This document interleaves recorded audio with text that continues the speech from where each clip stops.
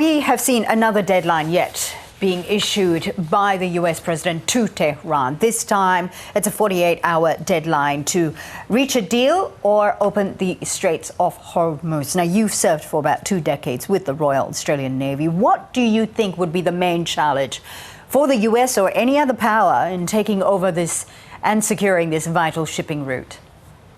Yeah, we've continued to see these deadlines from President Trump. This is probably a reinvigoration of the last 10-day deadline he set.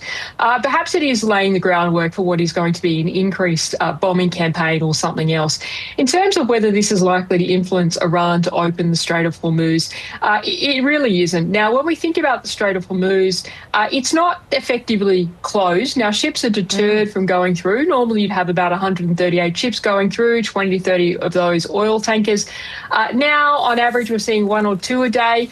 This did spike on Thursday, where we saw 12 ships going through, which was quite significant. Some of those going up and hugging the coast of Iran, some of those hugging the southern coast near Oman.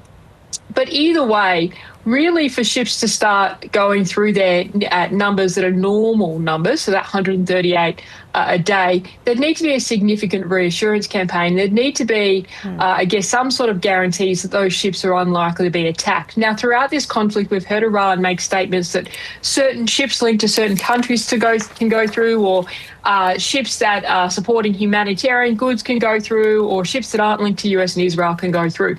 But in practice, that has not encouraged ships to go through, because most of the ships that Iran has attacked have not been linked to the US or Israel. They've been targets of opportunity. So I don't think this is about to change in the next 48 hours. I think once Iran stops attacking ships, there's reports of a ship being attacked in the last 24 hours, it's going to take a significant campaign of both naval presence and strategic communications to reassure international shipping that it's safe to go into the Persian Gulf. As you mentioned, we've already seen several ships go through. As I understand it, too, some of them had gone through a Tehran approved route, and that had happened after negotiations with the Iranian regime. Is this the way going forward for commercial shipping to restart through that strategic trade route? Negotiations, private negotiations with the Iranian regime?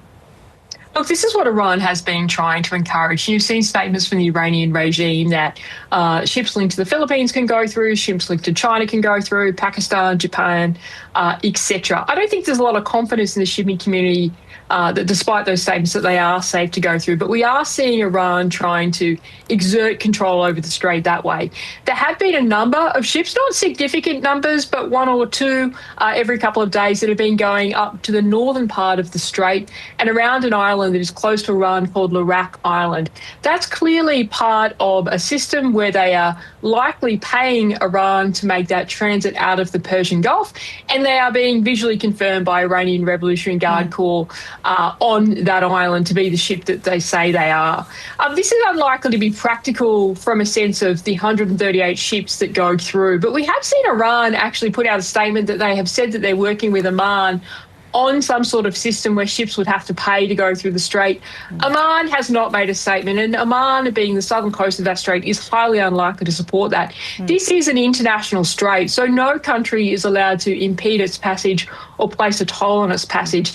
And if this was to be the normal standard going through, which I think is highly unlikely, it would set a significant precedent for other straits around the world, including things like the Strait of Malacca. You know, would that be encouraging Singapore to put a toll on the Strait of Malacca? Now, we're not close to that, but for all of those reasons, in terms of that international precedent, this is highly unlikely to be the case going forward. Right. But in the interim, while this conflict goes on, you may see 1 or 2 ships paying this toll.